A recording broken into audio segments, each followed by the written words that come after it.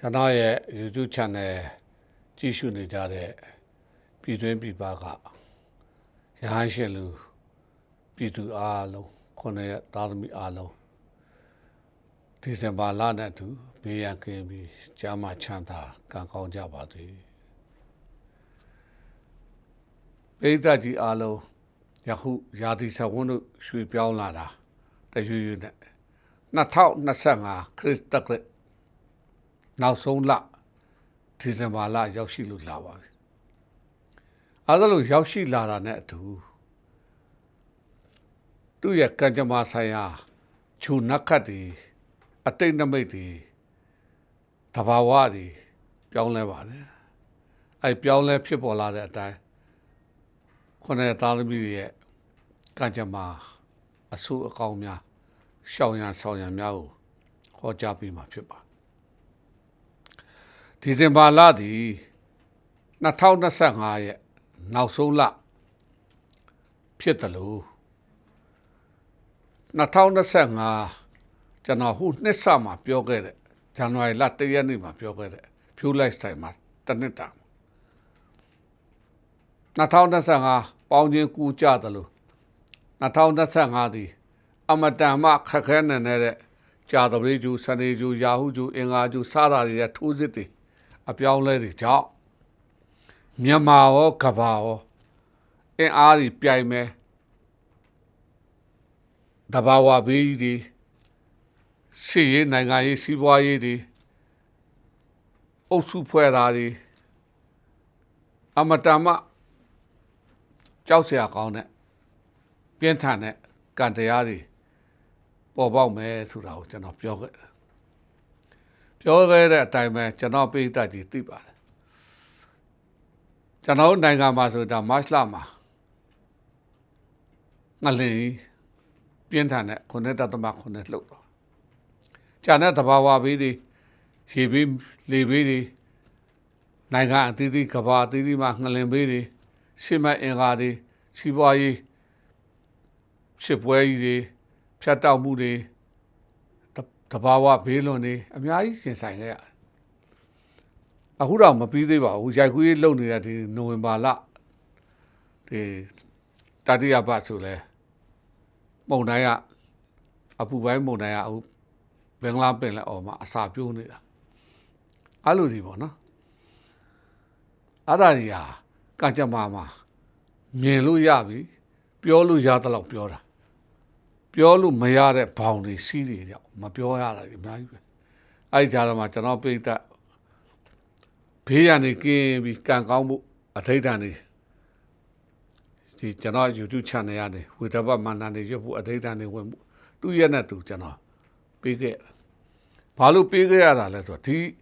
ကတ်ဆိုင်နေတဲ့တဘာဝပြီးစီးပွားရေးတခြားသောဘေးတွေကနေလွတ်ပြီးတော့တတ်တာအောင်လို့ရတရားရှိတဲ့ကံတရားကောင်းတာတွေရဖို့ဆိုပြီးပြောခဲ့တဲ့အတိုင်းလဲတော်တော်များများအောင်မြင်ကြပါဝင်တာပါအခုဒီဇင်ဘာလတလသာကြည့်ပြန်တော့လဲအရေးကြီးတဲ့ကြာတပတိတနုံးတွေအတွဲလို့မှတ်ထားလိုက်အပြောင်းအပိတ်အမှုအပြောင်းအရွှေ့တွေများတာ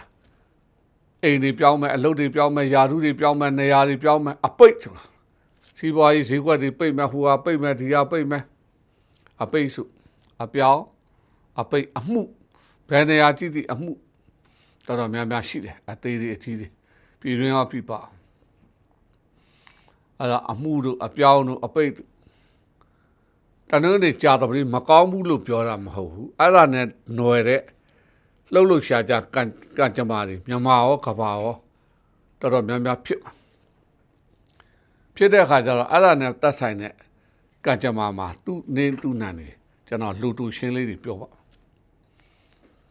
ပထမဦးဆုံးတနုံးတွေနေနံပေါ့နော်တနုံးတွေနေနံဟာဒီလစောစောပြောတဲ့အပြောင်းအပိတ်အမှုအဲ့အချက်တဲမှာသူပါသွားတာပေါ့ပါတော့လှိုင်းထန်တဲ့လလို့ပဲမှတ်ထားလိုက်ပြင်းသွားမယ်တက်သွားမယ်ကျသွားမယ်တော့ကြသူ့ရဲ့အလုပ်တွေနေရာတွေရွေ့တာပြောင်းတာပိတ်တာအိမ်ကနေခဏပြောင်းသွားတာခရီးထွက်ရတာ အုပ်စုတွေကွဲတာနေရာတွေမငြိမ်တာအလုပ်တွေမငြိမ်တာကောင်းတာတွေလည်းကောင်းတာအမြတ်ဆုံးနေရတာဆိုးတာတွေလည်းဆိုးတာအပိတ်အမှုတွေလာတာတတိထားလှိုင်းစီးရတော့ကံတရားများအဲ့လိုမှတ်တာအညံ့လို့တော့မတွက်နဲ့အဆိုးလို့လည်းမတွက်နဲ့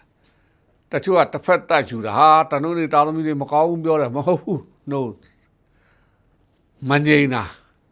လိုက်ထန်တာလှုပ်ရှားတာခါတိုင်းလူတွေတဲ့ခါတိုင်းနေနံနေတဲ့သူတို့ဟာပို့ပြီးတော့လှုပ်ရှားတာပေါ့နော်အဲ့တော့စီးပွားရေးကြည့်ရင်လည်းသူကနှစ်ဖက်ဆုံးအချိန်အကောင်းကနေအဆိုးရောက်သွားမယ်အဆိုးကနေအကောင်းဖြစ်သွားမယ်မနေတတ်ရင်မကျင်တတ်ရင်သတိမထားရင်အများကြီးရှုပ်ထွေးမဲ့လားအိမ်တော်ရေးစီးပွားရေးလူမှုရေးငွေကြေးတွေသတိထားပြီးအတိတ်တရီနဲ့ကံကောင်းမှုနဲ့ကြိုင်တွယ်နိုင်လဲနေ့တိုင်းကံတရားတွေကအမြတ်တွေရတာဝင်းသားကြရဖြစ်တာအောင်မြင်မှုတွေရငွေကြေးလည်းဒီလိုပဲအုပ်လိုက်ဝင်အုပ်လိုက်ထွက်အများကြီးအယောစားတွေများသလိုအမြတ်တွေများတာကြောင်းတို့ခရီးတို့ဒါလည်းဒီတိုင်းပဲခရီးတွေထွက်မယ်တနေရာနေနောက်တနေရာအားများတာကြောင်းကိစ္စကားကိစ္စကြောင်းမြက်ကိစ္စငွေကြေးကိစ္စသတိထားကြိုင်တွယ်လောက်ရမှာပေါ့ကျမ်းမာရေးလည်းဒီလိုပဲရုပ်တဲ့ကြီးညံ့သွားမယ်ပြန်ကောင်းမယ်ပြန်ကောင်းပြီးတော့ပြန်ဆိုးတတ်တယ်အဲ့ဒါလူမှုရေးကောင်းတဲ့လူတွေကကောင်းပြီးတော့မထင်မှတ်တဲ့လူတွေကအတူနေတဲ့လူတွေရင်းနှီးတဲ့လူတွေကဘာမုဒ္ဒနဲ့ထပ်ပြီးကောက်သွားတာချိတ်သွားတာ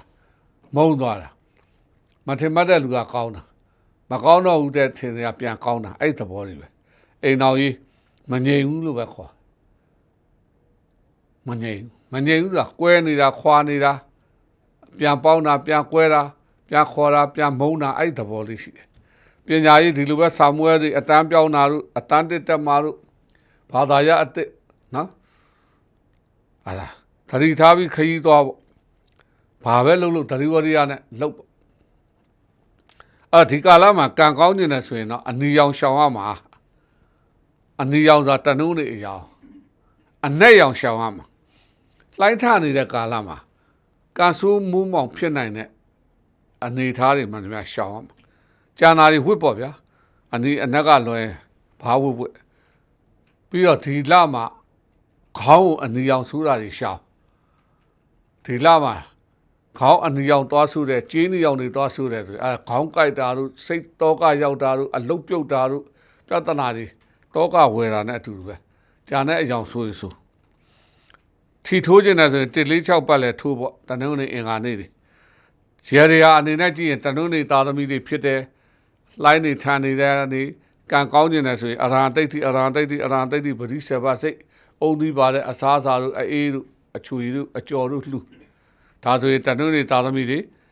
ကံကောင်းချမ်းသာခြင်းနဲ့ပြည့်စုံသွားလိမ့်မယ်အညံ့နေတတ်တာသွားလိမ့်မယ်တနုံးနေသားသမီးအားလုံးဘေးရန်ကင်းပြီးကျမ်းမာခြင်းချမ်းသာခြင်းပြည့်စုံကြပါစေယခုဆက်ပြီးတော့တနင်္လာနေတာသားသမီးတွေကတော့ဒီလဘာလဲဆိုင်ကော်လို့ခြုံပေါ်ရောက်တာကံကောင်းတယ်ပေါ့ဗျာသူ့ဘာသူပဲတဘာဝအကြောင်းတရားကြီးကသွားလာလှုပ်ရှားရောင်းဝယ်ဖောက်ကားတာဝန်ထမ်းဆောင်နေတာပဲဒါပေမဲ့ကံကောင်းကျင်တော့တွားရင်လာရင်နေထိုင်နေဥပမာပေါ့ဗျာအိမ်ထဲမှာသူ့ဘာသူနေတယ်အမျိုးသမီးတယောက်နဲ့စကားပြောပြတယ်သူကနေငါအိမ်လေးရောင်းမယ်ဝယ်သူရှိရင်ပြောပါပေါ့အဲဒီမှာတခါလဲနောက်တစ်ယောက်ကနေအမကြီးအကိုကြီးကျွန်တော်တော့အိမ်လေးဝယ်ခြင်းနဲ့လာပြောမယ်မဟုတ်တိုင်းဆိုပြီးသူကဂျားတွေကဆက်တယ်နေထိုင်ပွဲကတွေရတာအဲ့ဒီသဘောအဲ့ဒါကိုစိုက်ကော်လို့ခြုံပေါ်ရောက်တယ်ကံကပြီးတော့ကံကောင်းမှုများအဲ့လိုလည်းမှတ်လို့ရတယ်ကံကပြီးတော့ကံကောင်းမှုဆိုတာလုံလဝရိယတိတ်ဆိုင်တယ်မလို့ထီလေးထားပေါက်တာအမြတ်ရတာပွဲကရတာခရီးရတာအောင်မြင်တာအလုပ်တွေတိုးတာယာထူးတွေတိုးတာငွေကြေးတွေအဝင်များမယ်အမြတ်များမယ်ထီလေးပေါက်မယ်ကျမ်းမာရေးဆိုရဲကောင်းတဲ့အုပ်စုမကောင်းဘူးဆိုတာတော့စေးကောင်းဝါကောင်းတမားကောင်းရသွားတာလူမှုရေးတွေဖွံ့ဖြိုးတိုးတက်တာချစ်ခင်တဲ့လူတွေကူညီမဲ့လူတွေမိတ်ဖွဲ့မဲ့လူတွေကိုယ်ကောင်းကျိုးပေးမဲ့လူတွေရောက်လာတာဒုက္ခပေးမဲ့လူတွေနောက်ဆုတ်သွားတာဝေးသွားတာအိမ်တော်ရေးအခြေตายရမယ်လူငယ်တွေဆိုရင်စားနေပွင့်ချစ်သူတို့လျှောက်တော်လန်းตายရစိတ်သက်ကြောင်းလန်းလက်ထက်အိမ်တော်တွေဆိုလဲတာရပေါ့ပညာရေးတွေဆိုလဲအောင်မြင်တာဖြေနိုင်တာ အောင်မြင်တာတင်သားနေတက်ရတာခရီးကိစ္စသွားပြမယ်အလူကိစ္စအပျော်ကိစ္စပြည်တွင်းတွေပြည်ပတွေကောင်းတဲ့ခရီးပဲသွားပါပူကောင်းကျင်တယ်ဆိုရင်တော့ဒီကာလမှာလှပပနုနုညံ့ညံ့တောက်ပြောင်အယောင်လေးတွေအပွင့်အဖတ်ပါတာတွေအစင်းတွေနန်းနန်းပါတာယာရှိနိုင်တဲ့အပါလဲကြည်ပြာရောင်တို့ရွှေဦးရောင်လေးတို့ပန်းရောင်လေးတို့အဖြူအပြောက်နန်းနန်းဘူဆန္ဒလေးတွေဝတ်ပေါ်ဗျာနော်တိတ်ပြီးတော့ရှုပ်ချက်ခတ်တာတွေအနှုတ်ဆုပ်ခုံးဆုပ်တွေကြက်တွေရုပ်တာတွေတော့ရှောင်ပေါ့ဗျာနော်အထီထိုးခြင်းနှစ်လင်းကပက်လက်ထိုးတနေ့လာကြာတော်လေးနေထိုးရေရအနေနဲ့လုံမယ်ဆိုရင်ပူက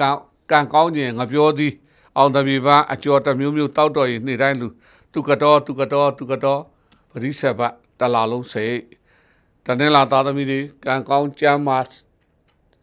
ဝမ်းသာစရာနဲ့ပြေးပြီးလျံတော့ကန်ကောင်းတဲ့အချိန်ဖြစ်ပါတယ်မင်္ဂလာပေါင်းတဲ့ပြည့်စုံပါသည်ဆက်လက်ပြီးအင်္ဂါလည်းပြီးခဲ့တဲ့လတွေမှာလူးနေတာအခုတော့ထူးပြီကောင်းပြီထူးတယ်ကောင်းတယ်ထူးခြားဖြစ်စဉ်ကံကောင်းမှုများနဲ့ကြုံရသောလမထင်မှတ်ထားတဲ့ကံကောင်းမှုတွေရောထင်မှတ်ထားတဲ့ကံကောင်းမှုတွေရောကြိုးစားထားတာတွေရောကြိုးစားမထားတာတွေရောအဝေးတွေရောအနီးတွေရောပေါင်းဆက်ပြီးသူ့ဟာနဲ့သူအစဉ်ပြေသွားတာသူ့အထွာနဲ့သူပေါ့တထွာနိုင်တဲ့လူတထောင်နိုင်တဲ့လူတထောင်အောင်မြင်တယ်တိုးတက်မယ်စီးပွားရေးတွေတိုးတက်လာမယ်ရာထူးရကန်တိုးတက်စရာမရှိရင်လက်ပါတွေဝင်လာမယ်မိသားစုရှိရဝင်မယ်တငယ်ချင်းတွေရှိရဝင်မယ်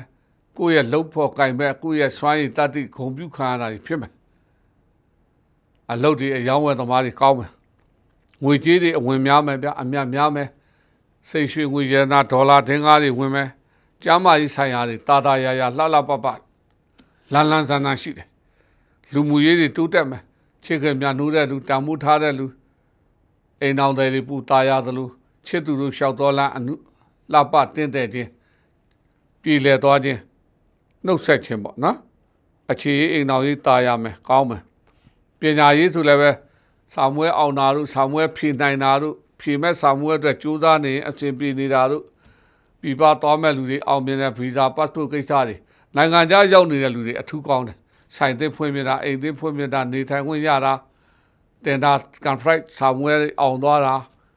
အရေးတယူခါတာတထေးကနေနော်မိကြီးဖာကြီးတွေပြန်လှမ်းပို့နိုင်တာခရီးကိစ္စနိုင်ငံခြားပြည်တွင်းပြည်ပသွားလေကောင်းလေပဲခွေးရမဲ့အယောင်2မျိုး3မျိုးရောတာတွေချင်းပေါင်းမိတွေနောက်မိဆန္ဒရှိတဲ့ကိုနဲ့လှပမဲ့ထင်တဲ့ဟာတွေဝတ်ပေါ့တိတ်အထွေထူးရှောင်တယ်တော့မရှိဘူး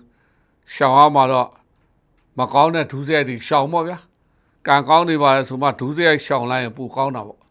ကံကောင်းပါလေဆိုမှဒုစရိုက်တွေဖိလို့နေကောင်းတော့ကောင်းတယ်မကောင်းတဲ့ဘက်မှာလှည့်ပြီးဒုစရိုက်ဘက်မှာကံကောင်းတော့အောင်ပါအားလည်းတတိထားဖို့လိုတယ်အင်္ဂါနေနာသာသမီများဘေးရန်ကင်း၍ထွန်းတောက်ကျမ်းမာချမ်းသာကံကောင်းလူတက်ရပြည့်စုံသောကာလဖြစ်ပါသည်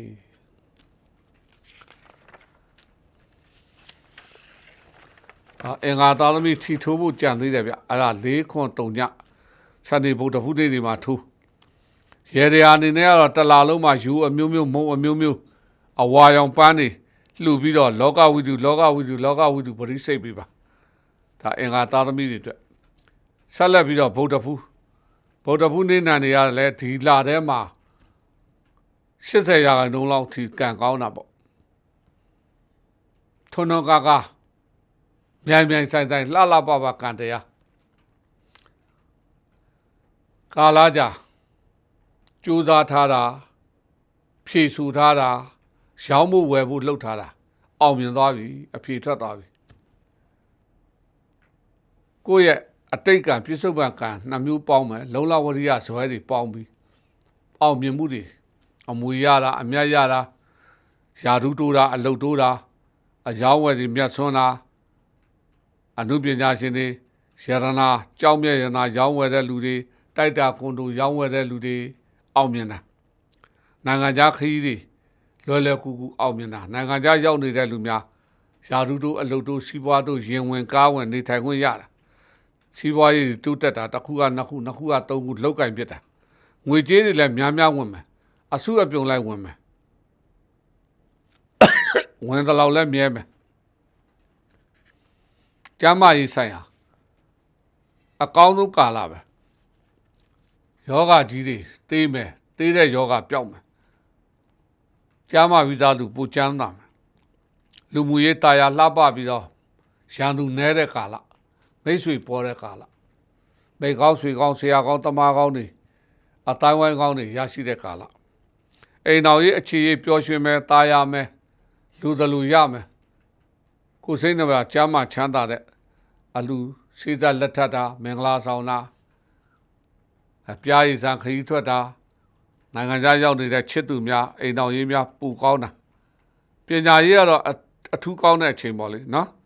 ဖြေထားတာတွေလည်းအောင်တယ်လို့နောက်ထပ်ပညာတို့သင်တန်းတို့တက်ပေါ့ရရှိအကျိုးပေးတဲ့သင်တန်းတွေပညာတွေရသွားမှာပဲပညာရေးနဲ့အသက်မွေးဝမ်းကြောင်းပြုရတဲ့လူတွေအထူးကောင်းမယ်အမှုပညာရှင်အလှပခရီးသွားလုပ်ငန်းတွေအောင်မြင်မယ်ခရီးကတော့ပြည်တွင်းပြည်ပများနေမယ်အဆင်ပြေတာပဲမိကြီးဖကြီးတွေကျေးဇူးဆက်နိုင်မယ်အထောက်ပံ့နေပေးနိုင်မယ်ဝိသင်ရမယ့်အယောင်တွေကဒီကာလမှာအဝါအုပ်စုအစိမ်းအုပ်စုနတ်ပြနေညိုခရမ်းအဲ့အုပ်စုလေးတွေဝစ်အယောင်ရင်းနာလေးတွေဝစ်ဒီကာလမှာတတရရလှလှပပကြောကြောမမော့နေအတိတ်ကောင်းနမိတ်ကောင်းပြောဆိုအိမ်မှာရှိတဲ့ဖရာเจ้าတော်ရာကြီးကိုတန်တန်ရှင်းရှင်းလို့ထွန်းတောက်အောင်လို့တောက်ပြောင်အောင်လို့ပန်းဦးရီဦးတောက်တော်ရီကွက်ဆွန်းတော်ကွက်များအစ်စ်လဲလေးရှိကူပတ်လဲဗုဒ္ဓဟူးတောက်ကြနနပိုင်းမှာထီထူးနိုင်ငံသားထီပဲဖြစ်ပြည်တွင်းထီပဲဖြစ်ထူးရေရကတော့ဒီလတလလုံးမှာပဲကြော်ကော်ပီကိတ်မှုတပြေပန်းရွှေပန်းငွေပန်းလှူငှက်တွေငါးတွေလှုပ်ခူသာခွေးသားတွေကျွေးမြန်မာနိုင်ငံမှာရှိတဲ့လူတွေကဖျားသွားကြောင်းတက်ရောင်ကြည်မိလှူတာတို့ရွှေတင်ကားလှူတာတို့ခွေးပရာဟိတလှူတာတို့အဲ့ဒါလှုပ်ပြီးပေါ့ပရိစိတ်မဲ့လူများပူကောင်းခြင်းတော့ဗုဒ္ဓဘဂဝါဗုဒ္ဓဘဂဝါဗုဒ္ဓဘဂဝါဆေဘစိတ်အရှိအရက်ကိုမျက်နှာမူပြီးနေမင်းကိုမော့ကြည့်ပြီးလူရဆူတောင်းအလုလူရခတ်သိမ်းပြီးပြည့်စုံတော့ဗုဒ္ဓဘုသားသမီးတွေဖြစ်ပါပြီအားလုံးကံကောင်းကြပါစေကြာတပတိရတယ်ဒီလမှာရေစံရဲ့လေးစံရဲ့နှစ်ခုထိုးပေါက်မှာရေရလဲဆန်အဆန်တက်နေရတယ်လေရလဲဆန်နေတယ်မတိမ်မဆောင်းအောင်သတိဝရိယနဲ့တော့အဲရေစံလေးစံကိုကြော်ဖြတ်နိုင်ရင်ရတနာတိုက်ကြီးရှိတယ်အောင်မြင်မှုကြီးကကြိုနေတယ်အဲ့လိုမှတ်တာကြော်ဖြတ်နိုင်ဖို့ကလည်းအလွယ်ဆုံးကတော့ဒေါ်လောမောတွေလွတ်ချလိုက်ဒေါသကြီးတာအဖြစ်မခံနဲ့လောဘကြီးတာအဖြစ်မခံနဲ့မောဟကြီးတာအဖြစ်မခံနဲ့အဲ့ဒါဆိုဒီရေစံရောလေစံရောကြော်နိုင်တယ်ဒေါသကြီးရင်ကြီးသလောက်ကိုယ့်ဘက်ကိုပြန်လှည့်လာလိမ့်မယ်အမှားတွေလွတ်ဖြစ်သွားမယ်လောဘကြီးရင်ကြီးသလောက်အမှားတွေစုပ်ကိုင်မိပြီဥပမာမတော်စားအိမ်ဆရာပေးတယ်ဗျာ300လောက်ရုပ်တဲ့အကြောင်းမျိုးနဲ့မဝယ်ပြဘူးတစ်ဖက်လူကအဲ့အပူစာကြီးကိုစားလိုက်ပြီးတော့လက်ပိုက်ကြည့်ပြီးပျော်ပျော်ရွှင်ရွှင်ကြီးကိုဆူတောင်းနေလိမ့်မယ်အဲ့ဒါခုလောဘကြောင့်ဒေါသမောဟတွေ့ဝေငေးမောခြင်းမလုပ်နဲ့ဓာတိဝရိယတွေနဲ့ပန်းလူရေလူဆွမ်းလူတရားထိုင်မေတ္တာစိတ်ထားအဲ့ဒါဆိုရင်ညံ့နေဆိုပေမဲ့ဆိုးမသွားဘူးကောင်းတဲ့ဘက်လှည့်သွားမယ်အဲ့လိုမဟုတ်ဘဲနဲ့လောဘဒေါသတွေကြီးနေမယ်ဇေယိုက်ဆန်ဆန်နေမယ်မကောင်းတာတွေလိုက်လုပ်မယ်ဆိုရင်တော့ညံ့တဲ့ထဲကဆိုးသွားလိမ့်မယ်ညံ့တာနဲ့ဆိုးတာပေါင်းရင်မကောင်းဘူးမကောင်းတာတွေဟောနေတာမဟုတ်ဘူးတချို့ကြာတရိသားသမီးတွေမကောင်းဘူးဆိုပြီးတော့ဒီပုတ်ကိုဂျူဖြတ်ညက်ကလောက်ပြီးတင်အဲ့တင်တဲ့လူတာဝန်ပဲအဲ့မှာသွားတာပြောကြတော့အဆိုးဟောတာမဟုတ်ဘူးရေစံလေးစံကိုလုံလဝရိယနဲ့ဖောက်ထွက်ပြီးကံကောင်းမဲ့လူအဲ့လိုမှတ်တာနော်ငွေကြေးကိစ္စမကောင်းတာမဟုတ်ဘူးရင်းနှီးမြှုပ်နှံမှုတွေမတိုးချဲ့နဲ့ငွေကြေးနောက်ကိုတအားကြီးမလိုက်နဲ့လုံခြုံအောင်နေလိုက်အရင်းနှီးမြှုပ်နှံမှုတွေမဆုံးရှုံးအောင်နေလိုက်နောက်လာမှလို့အဆုံးရှုံးများတဲ့ကာလဖြစ်တဲ့အတွက်ငွေကြေးတွေမရင်းနှီးနဲ့မယုံနဲ့ချီးတာငါးတာပေါင်းတာနှံတာသတိထားကျမ်းမာရေးအားနဲ့တဲ့လေရှုပိုင်းဆိုင်ရာအင်္ဂါရတွေနှာခေါင်းလဲကြောင်းအစုံနှလုံးတွေအားနဲ့မယ်အနေဆုံးအဖြစ်နှာသီးချောင်းဆိုးတွေဖြစ်မယ်သူတဲ့ပူပြင်းထန်တဲ့ဝေဒနာရှင်တွေဆရာဝန်နဲ့တိတ်တာတိုင်ပင်ပြီးခုရမ်းမခုနဲ့ရမ်းခုရင်ဒုက္ခရောက်သွားမယ် လူမှုရေးနေထိုင်ရင်အိမ်မှာရောအလုပ်ထဲမှာရောပတ်ဝန်းကျင်မှာရောအမှုလူပြဿနာတွေခေါင်းရှုပ်စရာတွေကိုကြောင့်မို့တဲ့ပြဿနာတွေလူစုလူဝေးကိစ္စတွေအပိတ်အပြောင်းအမှုစောစောတနုံးတွေကြာတော်ပြီးအတွဲနဲ့ပတ်သက်တဲ့ဇာလန်းတွေလာလိမ့်မယ်ကြည့်ရှောင်အိမ်တော်ကြီးအထူးတတိတာရှိတဲ့အတိုင်းမှာရှိတဲ့လူရှိတဲ့ချစ်သူနဲ့သစ္စာရှိအောင်နေချစ်သူကကိုဒေါသကြည့်ပြီးရန်လုံနေလဲငြိမ်ခံတိခံသွားပြီးမပေါက်ကွဲနဲ့ကိုအပြစ်ဖြစ်သွားမယ်အိမ်မှာလဲအိမ်တော်ကြီးဒီလိုပဲတတိထားနေပညာရေးကြိုးစားနိုင်မှတိုင်အောင်ကြမယ်ပေါ့လေးမထင်လိုက်တဲ့ဘုံတိုင်းဆိုဖြေလဲပြီးတော့ကြာသွားလိမ့်မယ်နိုင်ငံခြားရောက်နေတဲ့လူတွေအပေါင်းနာအပျော်ပါအပြောင်းရွှေ့အမှုပြဿနာသတိထားမလုံးနဲ့အောင်ငြိမ်နေခရီးကိစ္စမကောင်းသေးဘူးငြိမ်နေပူကောင်းတယ်မဖြစ်လို့သွားမယ်ဆိုလဲသတိဝရိယနဲ့သွားသတိဝရိယနဲ့စားအပျော်ပါမမက်နဲ့ဝစ်ချင်ရမယ့်အယောင်ခဲရောင်ချင်းရောင်နက်ပြရောင်နှီးညူရောင်အယောင်ညူအယောင်မိုက်အယောင်ရင်းတာတွေဝစ်လူကိုတစိမ့်နမိတ်ကောင်းတာတွေဝစ်လူကိုတစိမ့်နမိတ်မကောင်းတဲ့ပြူတူပြဲတဲ့တွေဟာဟူတရိษံအယိုးကောင်းကြီးတွေလူအယိုးကောင်းကြီးတွေကြက်တွေရုပ်တာတွေတော့မဝစ်နဲ့အညာကိုဖိတ်ခေါ်တယ်လို့ဖြစ်သွားမယ်ဒီအညာနေတခုမှမဖြစ်ချင်ဘူးကောင်းကျင်တယ်ဆိုရင်အလွယ်ဆုံးနည်းရှိတယ်ဒီရဝင်ဒီရထွက်တဲ့ဖယားတပေါက်ထဲဝင်တပေါက်ထဲထွက်တဲ့ဈေးဒီပထူးသွားဖူးဘိုက်ကြီးတဲ့ဒီကိုဝင်ဆောင်တွေတရိษံဘိုက်ကြီးတဲ့ဒီလူဘိုက်ကြီးတဲ့ဒီကူကြီးခြေမတန်လက်မတန်နေအိရတဲ့လဲနေတာတွေလေဖြတ်ထားတာတွေကလေးတငယ်တွေလူကြီးတွေကိုရှာပြီးသွားကူကြီးဖယားတွေသွားဖယားဖူးတပြက်စီလဲအိမ်မှာလဲမိုးလေးမိုးချုပ်နေတိုင်းတတိဝရိယအတိတ်ကောင်းနမိတ်ကောင်းတဲ့နေလျှက်စစ်ပစ္စည်းအပြက်တွေထီးပြက်ဖဏပြက်မီးဖို့ပြက်မီးကြောင်းပြက်တွေရဲရအမျိုးမျိုးဓာတ်တက်ခြင်းတွေအကုန်ရှာလွတ်ပြစ်အိမ်မှာရှိတဲ့ဖះเจ้าတော်ရာကြီးကိုဖွံ့ဖြိုးတိုးတက်အောင်လုပ်ဂုံတော်တွေပရိစိတ်ထီထိုးခြင်း9-3ညခွန်ပတ်လက်ထိုးသူကြာသမီးသားသမီးတွေဘေးရန်ခင်ပြီးကျမ်းမာချမ်းသာကံကောင်းပါလိမ့်မယ်ဆက်လက်ပြီးတောက်ကြနေနာနေရတော့ဒီလမှာဆင်ပေါ်ရောက်ပြီပျော်ရွှင်ခြင်းလှပခြင်းရေမောခြင်းကောင်းသောလက်လပတ်တွေစီးပွားတွေတိုးတက်လာမယ်ယာထုတို့အလုပ်တိုးမယ်နေရာပြောင်းရမယ်အလှူတွေရှိတယ်ပြည်တွင်းပြည်ပခရီးတွေသွားရမယ်ကျမ်းမာရေးတွေတိုးတက်လာမယ်ပုံမှန်ကနေပြီးတော့ကောင်းလာမယ်လူမှုအသင်းအဖွဲ့ပိဋကတပည့်တပန်းဆရာသမားမိဘဘိုးဘွားအိမ်တော်စားတာတွေတာယာမှာတိုးတက်လာမှာအခြေအိမ်တော်ကြီးတာယာမှာငယ်ရွယ်သူတွေအလှမင်္ဂလာရှိတယ်အိမ်တော်တွေတာယာမှာနိုင်ငံခြားခရီးပြည်တွင်းခရီးရှိတယ်ပညာရေးလည်းတိုးတက်ဖွံ့ဖြိုးလာမှာရှိတဲ့ပညာရေးတွေတိုးတက်လာတာဖြည့်နိုင်တာနောက်ထပ်တက်နိုင်တာနိုင်ငံခြားမှာရှိနေတဲ့တောက်ကြသားသမီးတွေစင်ပေါ်ရောက်တဲ့အချိန်ပလင်ပေါ်ရောက်တဲ့အချိန်ကြိုးစားသလောက်အောင်မြင်တဲ့အချိန်ချိန်ခံပစ္စည်းအလားပါပစ္စည်းတူရိယာပစ္စည်းနောက်ယာရုလာတာဂုံတိတ်ခါဖွဲလက်မှနေထိုင်ခွင့်ဒါတွေရလိမ့်မယ်ခရီးကိစ္စတာယာပါတယ်သွားပါဝေးရမယ့်အယောင်တွေအဖြူရောင်ကြည်ပြာရောင်ခရမ်းရောင်နဲ့စင်စွယ်ရောင်အဝါနုများဖြစ်ပါတယ်ထီထိုးခြင်းနဲ့ဆိုရင်တော့တောက်ကြအင်္ဂါတွေမှာ6-4ခုပတ်လက်ထိုးပါရေရာကတော့တတိဆွန်းတွေကတတိတစ်မျိုးနှမျိုးအကျော်ဆွန်းတွေကဘူးစီကျော်ဘဲကျော်ဖရာကျော်အပွင့်ပန်းနေလူရွှေပန်းငွေပန်းနေလူခွေးသားခူသားငါးသားတွေကျွေးသူကတော့10ပါးနေတိုင်းစိတ်မိကြီးဖာကြီးတွေကြော့တောက်ကြသားသမီးများဘေးရန်ကင်းပြီးကျမ်းမာချမ်းသာသောဒီဇင်ဘာဖြစ်ပါစေ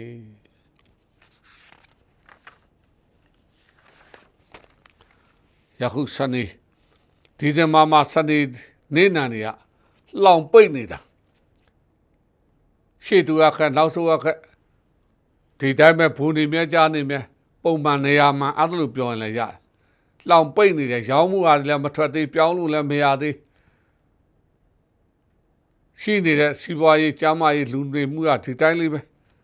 အနည်းငယ်လေးတော့တိုးတက်မှုရှိတယ်ငွေကြေးဆိုင်ရာတွေတိုးတက်လာပြီးမပူရှံသေးဘူးပေးရအဆင်မပြေနိုင်သေးဘူး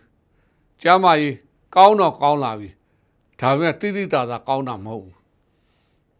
မတော်သားဖြစ်စဉ်လေးတွေရှိတဲ့တော့သွားလာနေထိုင်တာတတိတာ လူစုလူဝေးကိစ္စရုပ်တဲ့ကိစ္စကြီးရှောင်ပေါ့လူနေမှုလူမှုရေးဆိုတာကောင်းမွန်တဲ့အခြေအနေဘက်ကတော့ရောက်လာပြီဒါပေမဲ့စကားပြောတတိထားလေလိုင်းကြောင့်လည်းနေထိုင်ဖုန်းတွေနဲ့ share တာတို့ like လုပ်တာတို့တတိထားအမှုပြဿနာတွေရှောင်အိမ်တော်ကြီးတာယာမယ်တစ္ဆာရှိဖို့တော့လိုတယ်တစ္ဆာမဲ့ရင်တာယာမယ်ဆိုမဲ့ပြဿနာတက်သွားလိမ့်မယ်နှလုံးသားကိစ္စတာယာပါပဲပညာရေးပုံမှန်ပဲရှိနေတဲ့ခရီးတွေကောင်းပါတယ်အဖွဲလိုက်သွားပါတယောက်တည်းမသွားပါနဲ့ဝေးရမယ့်အယောင်တွေကတော့ဒီချိန်တွေမှာအနက်တွေအနီတွေကလွဲပြီးဘိုက်ပေါ်ချင်းပေါ်ချက်ပေါ်မတော်တရောကလွဲကျန်တာတွေဝစ်ပေါ်ဒီကာလတွေမှာအလှလွန်ပြီးတော့ဘိုက်ပေါ်ဖင်ပေါ်အနက်အနီတွေဝင့်ရင်မတော်စဖြစ်စဉ်တွေဖြစ်တတ်ပြီးကန်ဆိုးမှုတွေရောက်လာတတ်တယ်ထီထိုးကျင်တာခွန်လေးတုံညပတ်လဲထိုးစနေအင်္ဂါတွေမှာထိုးပါ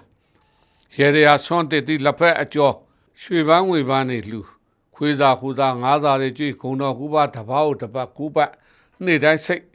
ပို့ပြီးတော့ထွန်းလင်းတောက်ပပြီးအကြက်တဲလွတ်ချင်တယ်ဆိုရင်တော့ခဏန်းလေးတွေငါးလေးတွေစာလေးတွေလှော့ဒီလထီထိုးခြင်းနဲ့ဆိုရင်ခွန်လေးတုံညပတ်လေအင်္ဂါစနေတွေမှာထိုးပါစနေနေ့နာတောင်းပြီးအားလုံးဒီဇင်ဘာလနဲ့တူချမ်းမြေတာယာကံကောင်း၍ပြည့်စုံကြပါစေဒီလဒီဇင်ဘာမှာအိမ်ဆောက်ခြင်းတဲ့လူများမင်္ဂလာအခါရက်ဒီဇင်ဘာ9 10 25 9ရက်10ရက်25ရက်အိမ်ဆောက်လက်ထပ်ခြင်းတဲ့လူတွေဒီဇင်ဘာမှာ1ရက်10ရက်21ရက်28ရက်လက်ထပ်မင်္ဂလာအခါရက်အိမ်တက်အိမ်ပြောင်းခြင်းရင်ဒီဇင်ဘာမှာ2ရက်18ရက်29ရက်28ရက်များအိမ်ပြောင်းရှင်ပြူရဟန်းကလှုပ်ချင်တယ်ဆိုရင်9ရက်25ရက်မှာလှုပ်ပါ